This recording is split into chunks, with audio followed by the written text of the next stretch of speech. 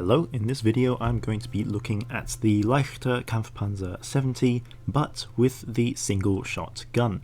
So, of course, other than the new autoloader gun that Wargaming has added to this tank, they have also given the old 105mm a few buffs. Notably, the dispersion went from 0.317 to 0.308 when it does have vertical stabilizer on, and also they slightly buffed the reload time by, well, not much. The DPM has stayed roughly the same, of course, when you do put on vents, and that is just due to the tank losing gun rammer when it gained the autoloader gun. But of course, I'll get right into the stats of this tank, and there is a review on the site if you want to check it out without this commentary. I'll be going over the armor and mobility fairly quickly as I covered them fully in the other videos, but I do still want to show them in this one. So you can see the Kampfpanzer Leichter Kampfpanzer 70 does have an auto ricochet upper plate to any guns that are 105mm or smaller. Of course, the lower plate is still weak, and if you do miss the lower plate and hit the upper plate, it will bounce off, though that shouldn't be too hard considering the size of the lower plate. The turret is weak, but you can see there is a very slight auto ricochet angle just on the side of the gun, but as long as you shoot the gun, you'll go right through the turret. And here you can see the armor view from a gun which is larger than 105mm. You can see that red upper plate, the auto ricochet, is completely gone. And of course, to HE, it is still the same. So just to show you what this upper plate basically is, you can see that I have the M6EO right here, and with this first gun, it is the 105mm. You can see all the shots ricochet. That is the result of shooting the upper plate. But if you switch to the gun which is larger than 105mm, in this case a 120mm, you can see the upper plate goes blue, which means a triple overmatch, i.e. it will always penetrate the hull, or never ricochet. And you can see every shot penetrates no matter what. So it really depends on your gun caliber. Of course, if your gun is smaller than 105, then you can also just load heat and it will go right through the upper plate. Though generally, of course, this isn't needed. Lower plate is large, turret is weak.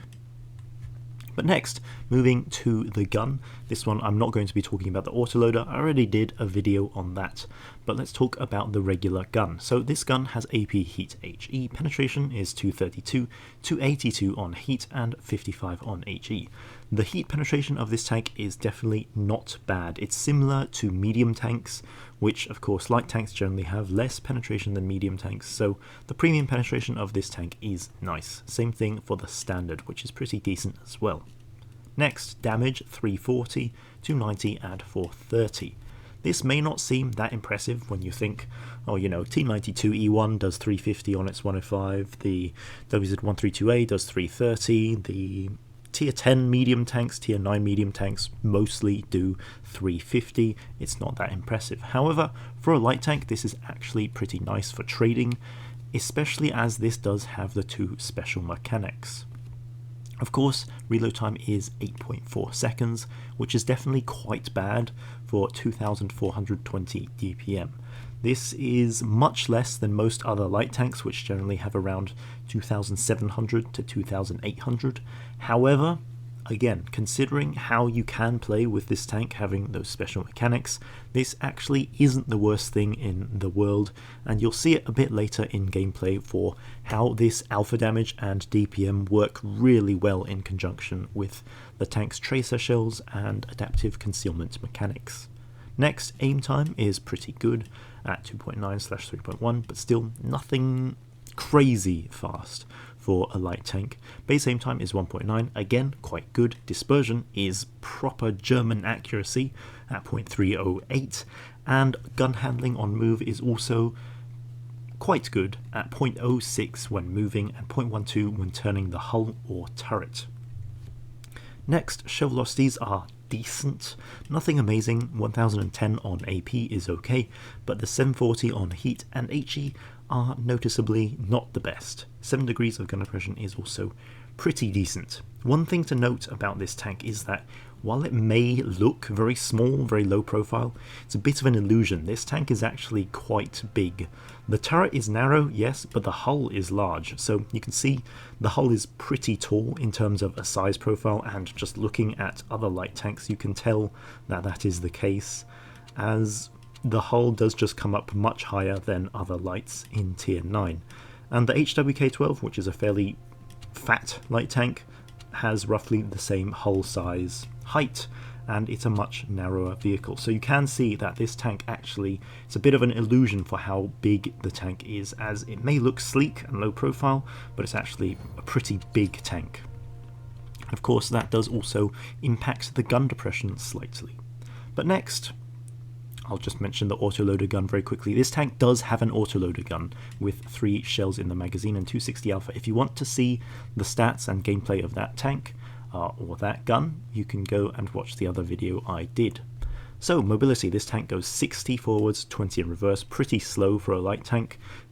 Most light tanks go faster than this, and this is by far the slowest light above tier 7, as the next slowest is the SP1C in tier 7 with 58 top speed. But traverse speed 64.7 on hard terrain, 59.4 on medium. Nothing special, but definitely not bad for a light tank. Acceleration rate is almost 26 horsepower per ton, and this tank does weigh a fairly hefty 36 tons, which is definitely closer to a medium tank's weight, not a light tank. Its actual acceleration is down to 23.4 on hard terrain, and on medium terrain down to 21.4, and that is just due to these pretty mediocre terrain resistances. Mostly light tanks, especially up at tier 9s and 10, at tier 9 and 10, have less than 1 terrain resistance, but this one has 1.1 and 1.2, with not the most impressive acceleration rate. So if you do play this tank, you will notice that it feels as fast as a fast medium, or sometimes even slower. For example, the Leopard prototype is a bit quicker than this one, if I remember correctly. But moving to, well, I'll quickly talk about this tank's mechanics. This tank does have, of course, the usual light tank mechanic of concealment on movement, and speaking of its camo, it's definitely nothing too impressive. 47 is the same as, I believe, the ATAC, which is also not the best, yeah, almost the same.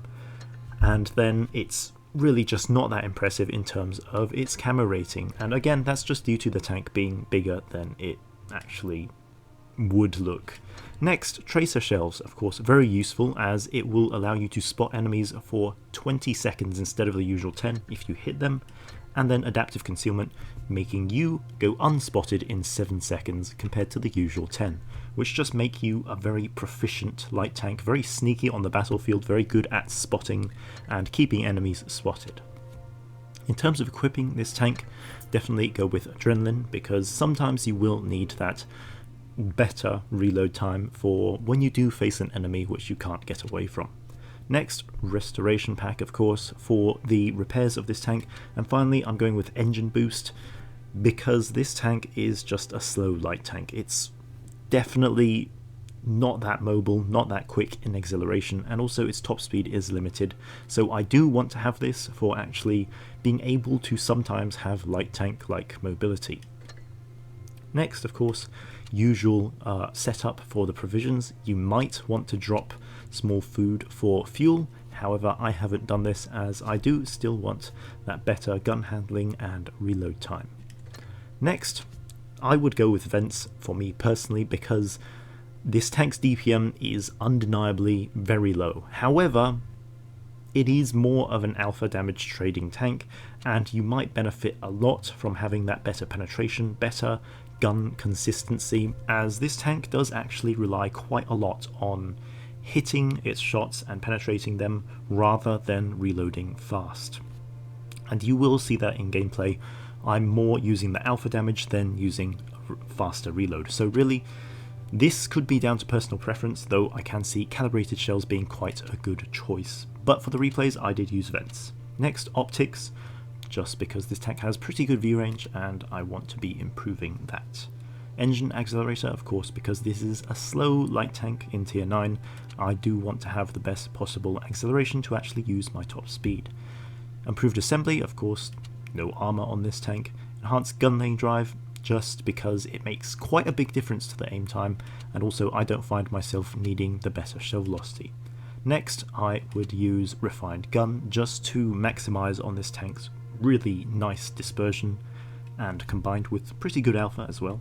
And then of course the final two are just normal as usual. So I do have 2 replays in the Leichter Kampfpanzer 70 with this gun. The first one is on vineyards, again just like the other video. Unfortunately in this one I completely forgot to mount a camo. So my camo rating is going to be 3% worse than, well, it should be. But you'll see here I do activate speed boost as I am, well, placed on an uphill incline, and use it to go right towards base A. You can see that this tank's mobility isn't necessarily impressive, still not going that fast, and I had the speed boost activated. You can also see it's not necessarily quite so small of a tank. This tank's very wide, fairly tall hull does just barely fit behind this building here.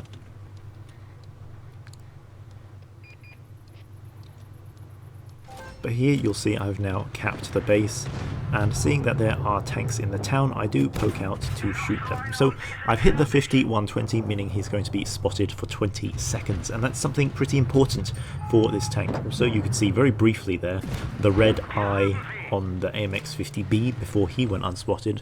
That is another really nice thing about this tank, which lets you know that you have been seen or what tanks have lit you up. But now you can see I've put in 2 shots, done almost 700 damage, and now, as most vehicles have been spotted towards the base C area, I'm going to go push forward and try and get this Foch to come with me.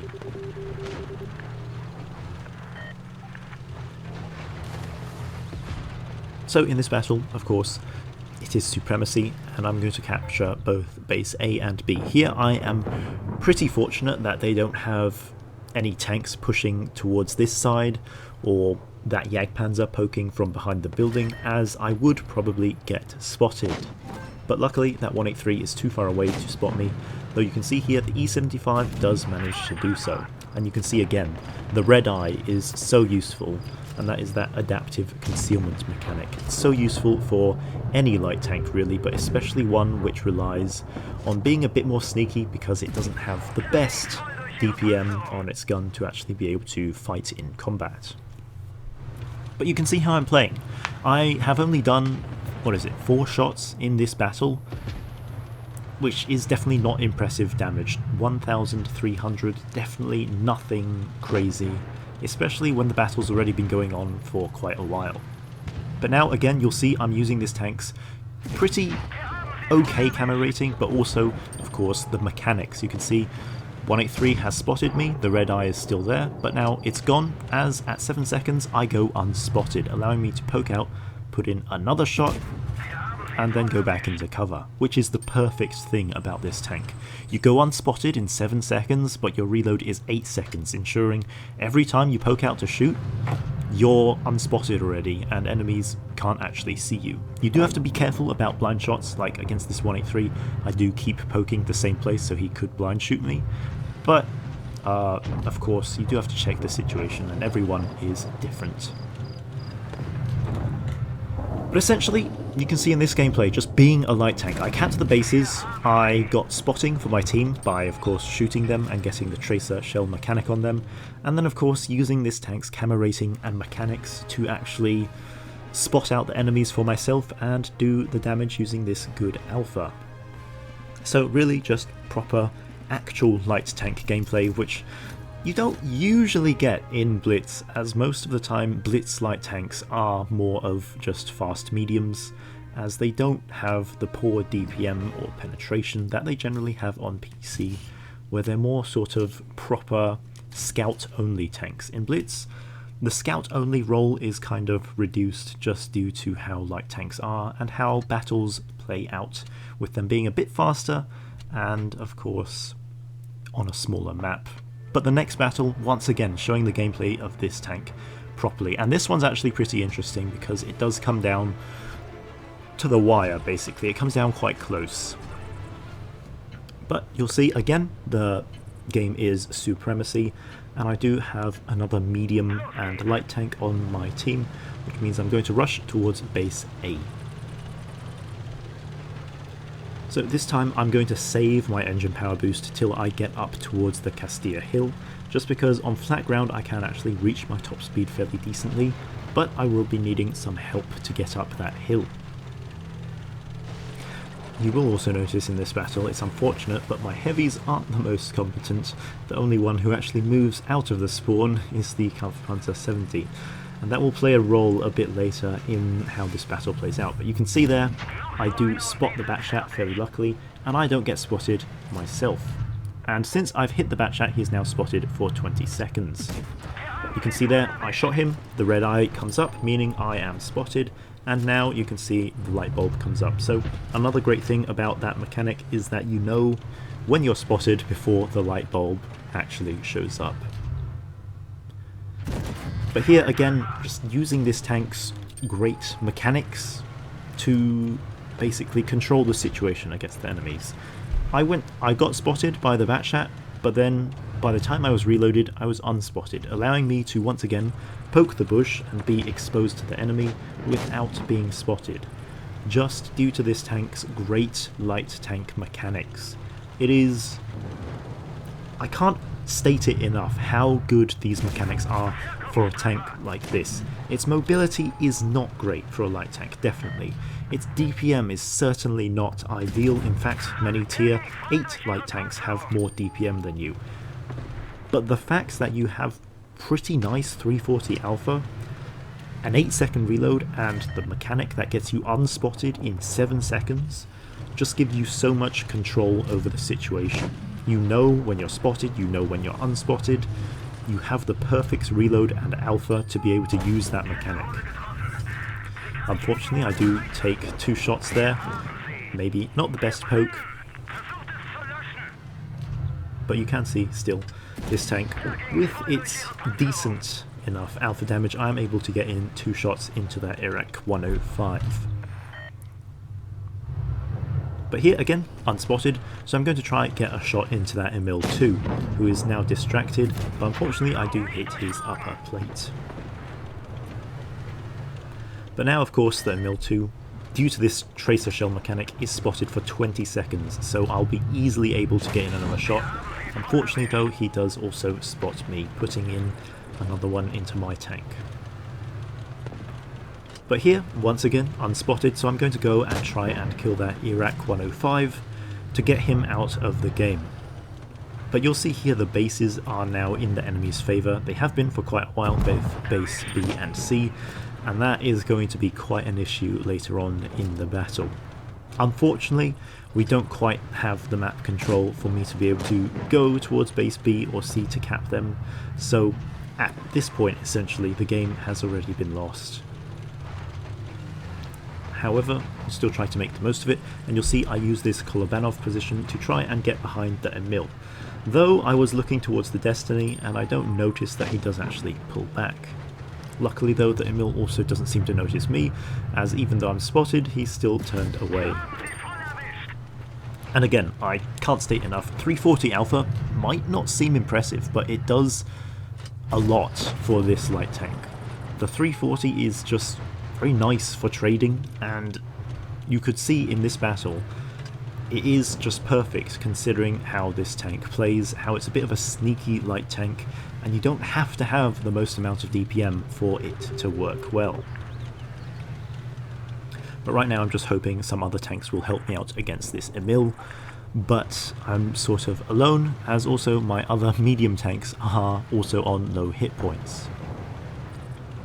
And you can see here the caps are now becoming an issue, both base B and C, giving the enemies, I think, 10 points per 2 seconds, so not the ideal situation. So we do have to move now. I'm going to go forward and try and see if I can finish off this Emil, and then go towards base B, or C.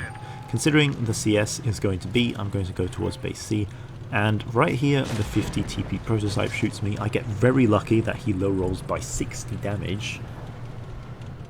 And I'm going to try use this tank's good mechanic of being unspotted quickly to get behind the 50 TP when he goes for CS53 and go for base C. So you can see now the base is getting pretty close. 988 points when I get into base C. Unfortunately our CS53 might go down, so I do put in one shot to the 50 TP. Now activating the adrenaline, you can see my reload does go down to 6.5, which is not bad for 340 alpha, but you do have to have adrenaline active for that. And now we are up to 4,300 damage. Both bases are capped, and the ISU is now going to finish off the Cobra. Unfortunately our CS53 gets a bit bold, and he unfortunately also goes down to the ISU 130, and now I am alone against ISU and the Destiny, which I don't know how much hit points he's on. Considering the ISU is going to base B, I do take a blind shot there, and I get pretty lucky that the ISU was still there and hadn't moved on yet.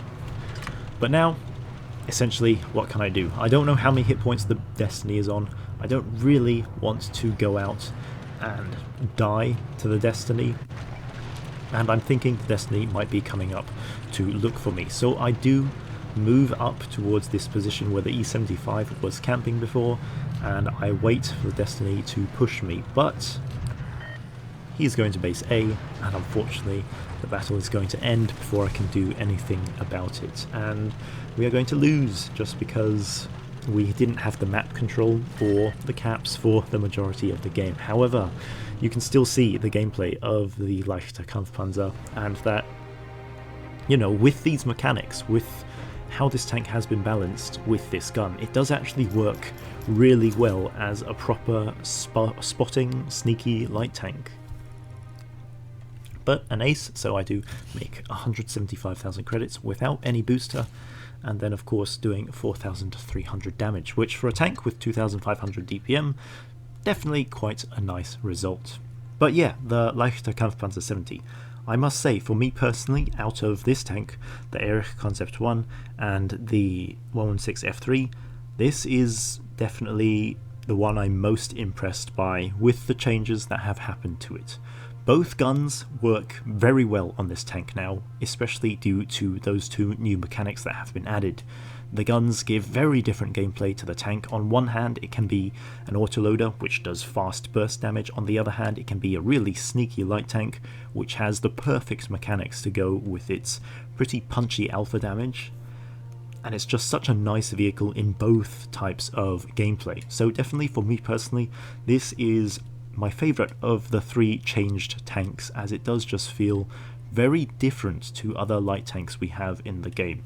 Yes, there's the Rheinmetall Panzerwagen and the HWK-12, which have the same mechanics and similar sort of playstyle, but the HWK lacks the alpha, and the Rheinmetall does the same, essentially. It also lacks the alpha, as it has 340 damage at tier 10. This one at tier 9, it really does feel quite significant in terms of that alpha damage, and of course 8-second reload also helps with that 7-second unspotting. So definitely a pretty interesting tank.